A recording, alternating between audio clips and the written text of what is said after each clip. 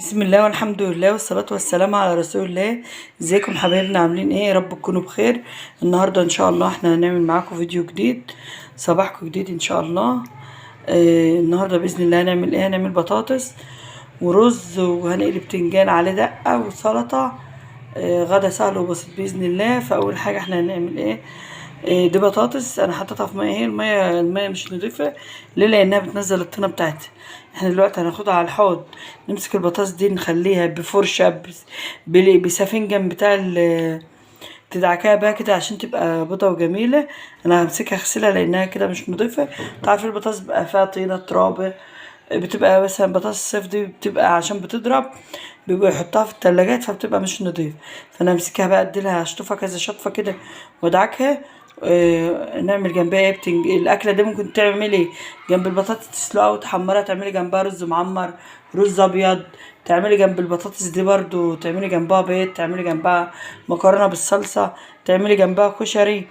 يعني ممكن تعملي اي بديل ليها. احنا هنعمل رز ابيض، هنقلي بتنجان نعمل عليه دقه حلوه كده وسلطه. خليكم معايا نشوف الفيديو هيمشي ازاي.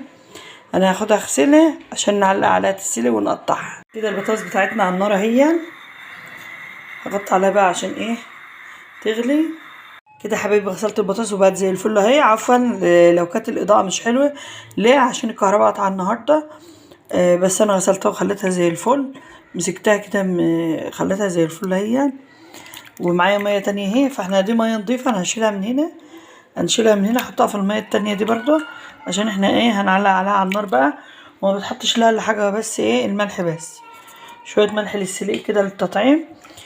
وهنحطه في الميه دي البطاطس.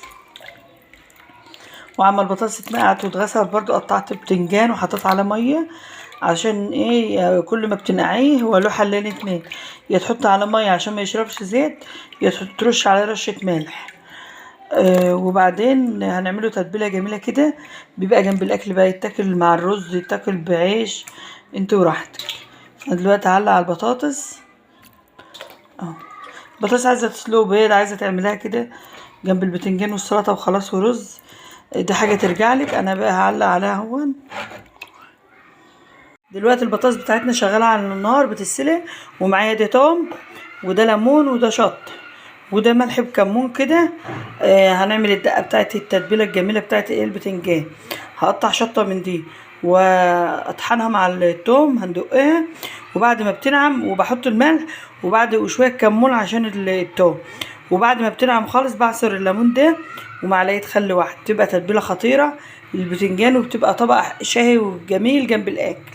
كده يا حبايبي انا جهزت الدقه بتاعتي اهي، نعمت خالص. عصرت عليها ليمونه، حطيت سن الكمون، حطيت معلقه خل. البتنجان بتاعنا كنت نقعته في ميه جميل ابيض وجميل اهو، وصفيت عليها عشان هقلبها. وده حاجه السلطه، الخضار ده انا غسلته كويس. ده خيار وده ليمون وده شطه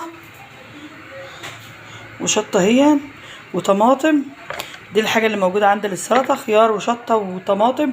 ودي ليمونه بحطها في الاخر عند التقديم بقى اما نيجي ناكل. سنه ملح كده مع الليمون تبقى جميله. ولو حابه بقى تضيفي بصلايه وتحطي معلقه خل ومعلقه زيت، دي حاجه ترجع لك. فاحنا هنقلي البتنجان دلوقتي على ما البطاطس شغاله على النار اهي. البطاطس بتاعتنا شغاله اهي، وانا حطيت القلايه عشان اقلي البتنجان عشان ننجز في الوقت كده. في الحر دي تحاولوا ما تقفش كتير، يعني ايه؟ عين على دي وعين على دي، تخلصي على طول كده. يا حبايبي الكهرباء جت اهي والاضاءه بقت جميله اهي. وده البتنجان بيتقلي معانا ومحضره التتبيله، والسلطه عملتها، والبطاطس بتتسلق، ما عادش هنا الا الرز. ونطلع بقى جنبه جبنه قديمه حادقه بالمش او مخلل او اي حاجه، ويبقى اكل جميل النهارده وحاجه على قد الايد. كده يا حبايبي عملت طبق السلطه جميل اهو، ضفت عليه بصله ادت له ريحه جميله، وحطيت معلقه خل وعصرت الليمونه ومعلقه زيت وسنه ايه؟ ملح بكمون. ودي البتنجان بتاعنا واخد اللون الجميل اهو. والبتنجان بتاع اليومين دول الفلاحي ده ما بيشربش زيت، دي الميزه اللي فيه، بنقله والزيت بيفضل زي ما هو. فخفيف وحلو. والتتبيله دي خطيره، التتبيله دي تخليكي تسيبي الاكل كله وتغمسي بالطبق ده.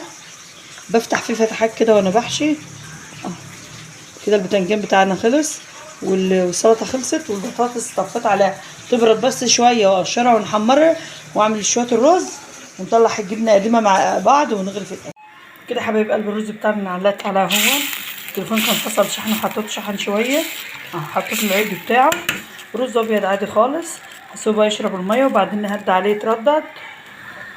حبايبي دي البطاطس بتاعتنا انا قشرتها اهون، ودي القلايه اللي انا كنت بقلي فيها غسلتها وحطيت فيها زيت نضيف تاني مكان البتنجان. ليه؟ لان البتنجان الزيت بتاعه بيسمر، فانا فضيته وبعدين حطيت زيت تاني هنقلي فيه بقى البطاطس بتاعتنا.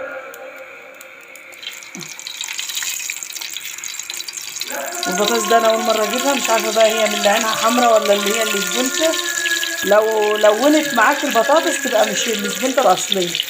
انا مش عارفه هي تطلع ايه، هنحمرها مع بعض وهنشوف.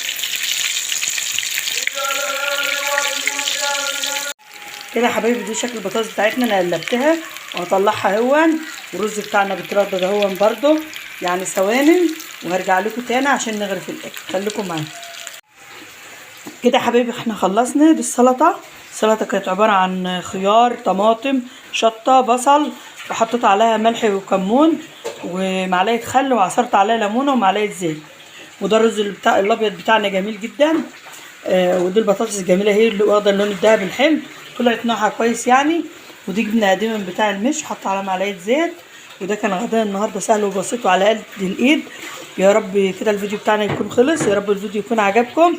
يا ريت ما تنسوناش لو الفيديو عجبكم تنسوناش في الدعم واللايك والاشتراك. وصل كل جديد باذن الله، والسلام عليكم ورحمه الله وبركاته.